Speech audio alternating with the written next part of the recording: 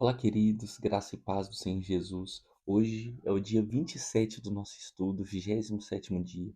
Vamos entrar agora no capítulo 9 do nosso estudo. Aqui no capítulo 9, já do início até o versículo 13, nós temos o momento da transfiguração, né, da qual já falamos antes. Um momento importante em que Deus, ele usa Jesus e revela a santidade de Jesus por meio da transfiguração, mostrando ali para os discípulos que Jesus verdadeiramente é o seu filho, né? Verdadeiramente, Jesus é o filho de Deus. E o interessante aqui é que até o momento Jesus, ele não havia mostrado verdadeiramente para os discípulos sobre a sua glória, e é nesse momento que ele é transfigurado em glória. Ou seja, os discípulos ainda viviam um momento ali de dúvida a respeito da santidade de Jesus, a respeito de Jesus ser o mensageiro, né, ser o Messias. Mas aqui nesse momento não restará mais dúvidas, porque Jesus ele é cheio da glória, ele é transformado, né, transfigurado com a glória de Deus.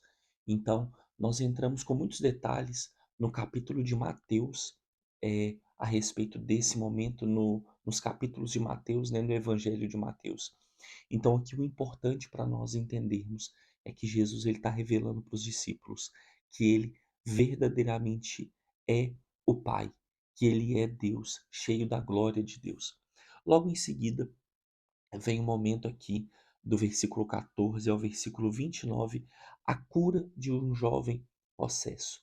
Então, logo após Jesus descer do monte, assim que ele desce do monte, ele se depara com uma situação muito delicada, que é um jovem possesso por um demônio, um pai com pouca fé e discípulos incapazes. Ou seja, olha que interessante. Jesus, um capítulo antes, nós vemos que Jesus ele capacita os discípulos para que possam curar, libertar em nome dele. Em seguida, Jesus sobe para o monte e os discípulos veem Jesus passando pela transfiguração, o que teoricamente fortalece a fé deles.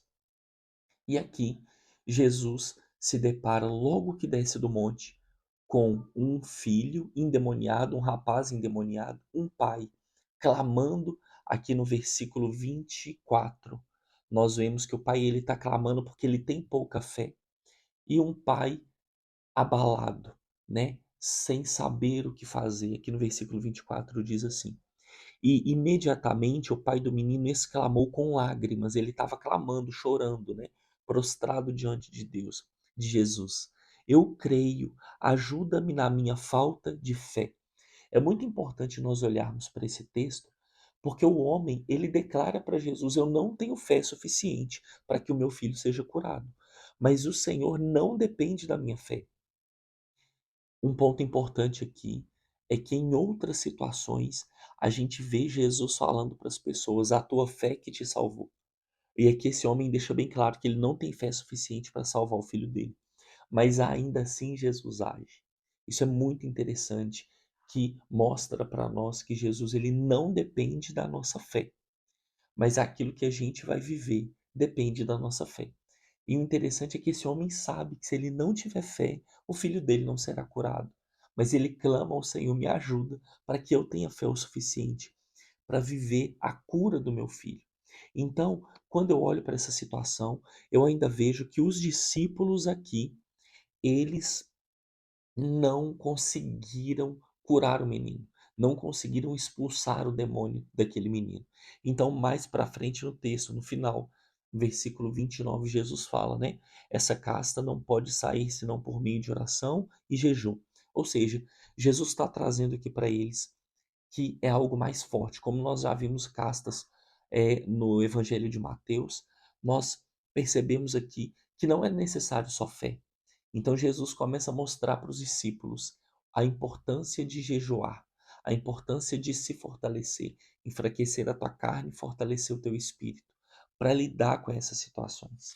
E logo em seguida, do versículo 30 ao versículo 32, Jesus, ele fala mais uma vez a respeito da sua morte. Ele anuncia mais uma vez aqui que o tempo da sua morte está chegando. ele traz aqui mais uma vez a profecia da sua morte para tirar o medo dos discípulos, porque os discípulos estavam muito amedrontados. Mas Jesus sempre os lembra: a minha morte virá, eu serei entregue nas mãos do povo, eu serei crucificado, mas eu ressuscitarei. Esse é o ponto importante. Jesus sempre os lembra que ele irá ressuscitar. Em seguida, do versículo 33 ao 37, Jesus ele ensina sobre o maior no reino dos céus, né? Maior é o que serve. Maior é aquele que se entrega verdadeiramente pela obra de Deus. E por que que ele faz isso? Porque os discípulos eles começam a competir entre si. O ego dos discípulos começa a falar mais alto, porque eles passam a ser reconhecidos como homens de Deus, né? Como referência para o povo, uma vez que tudo que o povo precisa, eles vão até os discípulos. E o interessante aqui é que os discípulos agora eles têm poder para curar, libertar e expulsar demônios. Então eles ficam envaidecidos com toda essa situação. E Jesus vem ensinando-os que maior é o que serve. No reino dos céus, maior será aquele que será entregue em nome do meu Pai. Logo em seguida, Jesus ensina sobre tolerância, caridade, sobre o cuidado, a compaixão e o amor, que é do versículo 38 ao versículo 41, né? E Jesus ele vai sempre trazendo e mostrando para os discípulos a importância de caminhar com amor para com o povo, de caminhar em olhar de bondade para com as pessoas.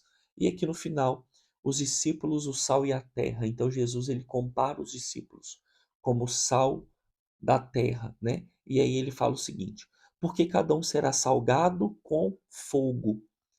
Bom, é o sal, mas se o sal vier a tornar-se insípido, ou seja, insípido é que não dá sabor.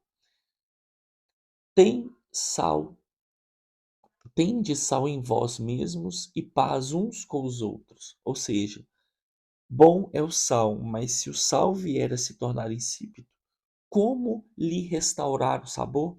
Bom, o sal ele é usado para dar sabor. Então, quando eu ponho uma pitada de sal em alguma coisa, aquele sabor é realçado, né?